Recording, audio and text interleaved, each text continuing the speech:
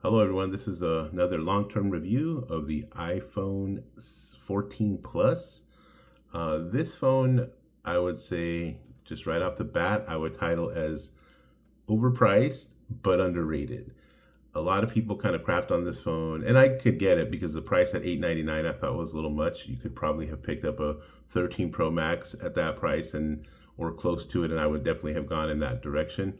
But this phone actually brings a lot more to the table than people, I think, give it credit for. Particularly, the obvious thing, which is the size, but coupled with the lightweight. I can throw this in my pocket and not really feel it as far as the weight is concerned. It doesn't feel like the brick that is the Pro 14 or the Pro 14 Max or the Pro 13 Max. So I think that's largely the appeal of it. And people did have been sort of suggesting, kind of like I would say the MacBook 15-inch Air, people had kind of requested that Apple maybe offer a larger phone at an easier price point than the Pro Max. Now, the difference, I think, last year, and this is sort of the consensus among a lot of tech reviewers, was that for the extra couple $100, the Pro Series last year was probably worth it because of the better cameras, the extra camera, the better build quality, the 120 hertz display, etc., etc. But this model here, I think, is still a good. It's still a good phone, okay? Especially if you don't necessarily want to have that brick-like feel in your pocket. This here is, I was looking at the 15 to kind of compare it with, but this one now, I think at the price point you can get it at is probably a little cheaper. So I'm gonna go ahead and jump on Swappa real quick. I don't know if you have Swappa in your country, but it's kind of a resale sort of website. And I'm not sponsored, but there's no sponsoring here, so just FYI. So you can get them for like low 700s in pretty good condition. I did notice some of the recent sales. Actually, if you actually look on the recent sales, I've seen new ones, brand new unlocked, go for $644. And there are a couple at $699, brand new unlocked. There was a reseller that was selling $700, brand new unlocked. So for that price point, compared to like the $900 that you're going to spend on the 15 Plus, it's something to think about. It kind of depends on what you want to do with it. But as far as like the build quality, it's just your typical iPhone. It's a nice phone. I got like this purple. Honestly, this wasn't really the color I really cared for, but it was cheap, so I got it on a pretty good trade deal. Not trade in, but I was trading with a buddy of mine, and just because he didn't really like iPhone, so I got it relatively cheap. That was the only reason I kind of jumped on it. But the screen is really great. Like the size is where it's at, right? It's super lightweight. It's typical Apple build quality. The cameras are solid, which you'd expect on the 13 or 14. Now, I think if you're thinking about upgrading to the 15 Plus, the 15 base model series is getting, from what I understand, the 14 Pro cameras from this year. So that might be, if you're like a camera person, and you want the big phone but don't want to pay. Now it's $100 difference. So yeah, $200 difference between the 15 Plus. If you want the bigger phone, a 14 Plus and the 14 Pro Max, I probably would have leaned Pro Max. But at $300 difference with the new iPhone 14 Pro cameras in the new 15 Plus, then I think it's more of a conversation. I think this phone will actually do better in the 15 series than it would have, and in terms of bang for your buck, right, than it does in the 14 series. Now, I think ideally I would have liked to have seen this price maybe only $50 more than the iPhone 14 but regular 14 base model, but they have to make their money. It's $100 difference. However, at $899 brand new for the 15 Plus versus what you can get these for now, and I'm just going to show you a couple websites. Again, I showed you Swappa. You can get like a pretty good condition one, a mint condition one for 700s, low 700s. I saw some recent sales of brand new ones for, again, 650, 640, 600 up to $700, brand new. Okay. And then if you go on eBay, I saw, and these are reputable sellers, there are a couple of guys selling them for, okay, that's $850. That's kind of regular price. This T-Mobile one, if you have T-Mobile, is only $669, and the seller's a reputable seller. I'm not looking at like unreputable sellers. I would never steer you in that direction. And obviously I don't know any of these people, and I'm not promoting this. Nor am I promoting eBay. I know people have mixed experiences with eBay, but just to kind of give you an example, right, as to what you can get these for, you can get them on OfferUp, from reputable sellers. Obviously check the stars for roughly, I would say anywhere from 550 to 650 bucks for the base model, unlocked or carrier locked, depending upon your carrier.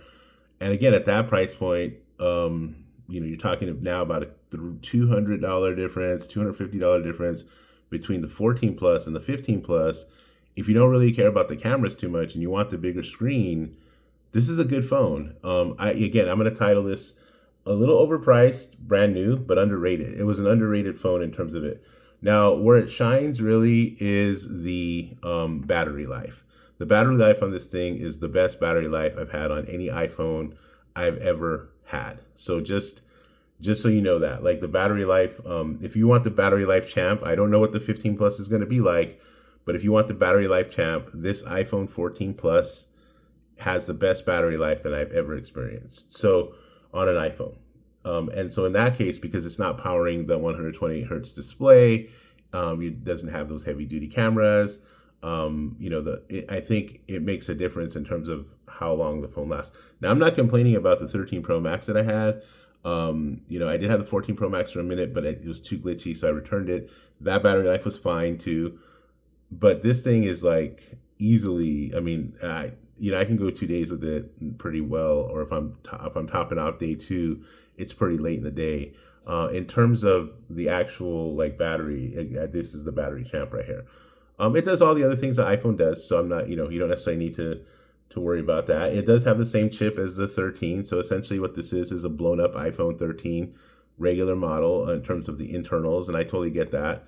But again, at the price point of brand new or slightly used, varying anywhere from like 550 bucks to maybe 650 bucks, 700 bucks, versus the $899, and this is the pre-order price, right? So you see here iPhone 15 Plus from $899, right? So versus $899, I think that the value here now is here. Like, I don't think it's overpriced anymore on the secondary now 1-year-old market. But in terms of the actual usage, again, it's very reliable, just like most iPhones are. I haven't had no issues with it at all. It's a nice build quality, typical iPhone build quality. The battery's good. The cameras are solid. They're not iPhone Pro level cameras by any stretch, but they get the job done, especially if you're just doing like quick things, in your home, around the house with your kids, your pets, what have you. The cameras are fine for that. Obviously, it has all the other things that iPhones have, iMessage, et cetera, et cetera. Easy sharing of videos and photos with other iPhone holders. So, yeah, I think now is the time, probably, if you're interested in the large form factor, but don't want to pay the big dollars. I've seen the iPhone Pro Maxes still going for 700 bucks. 800 bucks. iPhone 13 Pro Max is still going for 800 bucks. I've seen sometimes under 7, but very rarely. Usually they're kind of rough. I've seen iPhone 14 Pro Maxes. They're still in the $900,000 range.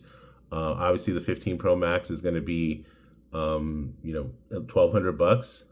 So, in terms of actually like bang for your buck, what you can get this for, I would say that, right now, if you want a large screen and you aren't a super duper like camera head and you want the best kind of battery life and you want good bang for your buck, I think right now with the new 15 Plus coming out, maybe wait till it actually comes out, this is probably the best value large iPhone that is available.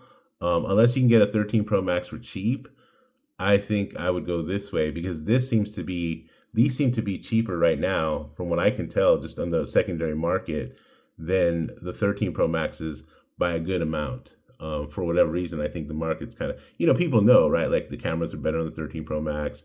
It feels a lot heavier. It's weightier. It's a Pro model. So even if it's older, at least you have the Pro model. Some people like that status kind of thing. But if you're just looking for sheer value, right now, I think that the 14 Plus is probably the best large iPhone value you can get. especially once the 15s come out, because the price will even drop further. If this drops to like 550 new, and I have a buddy who does like secondary phone stuff. He works for like a wholesaler, and he told me these are going to come on the market in pretty large numbers, because it wasn't as popular of a phone, and people just, they just didn't buy it, and there's a lot of phones out there that need to be gone. So I think that, in terms of bang for your buck value, this is probably where it's at. I would say still the 13 Pro Max if you can get something similar, but just know you're going to carry a brick in your pocket. You will have the better cameras. Battery life will be better on this one. The screen will be better on the 13 Pro Max. But in that price range, if you don't need all the bells and whistles, this is the way to go. Okay, well, that's all for now. Again, I think in the initial launch, it was a little overpriced, but I think it's overall it's underrated. I think that this is pretty good value for the here and now. I'd probably wait till the 15 Plus comes out so you can kind of get that, just kind of get that extra kind of price drop on these ones here. But yeah, this one I picked up. Again, I got it really cheap. It was like $550. It was basically brand new. I can still, you can still add. When I got it, it was like you still add Apple Care to it. But it's a great phone. I think it's a really good phone, especially if you want the large screen on the cheap. Okay, that's all for now. I hope you're well. I hope your family's well. I hope you're having a nice day today, and take care of yourself. Bye-bye.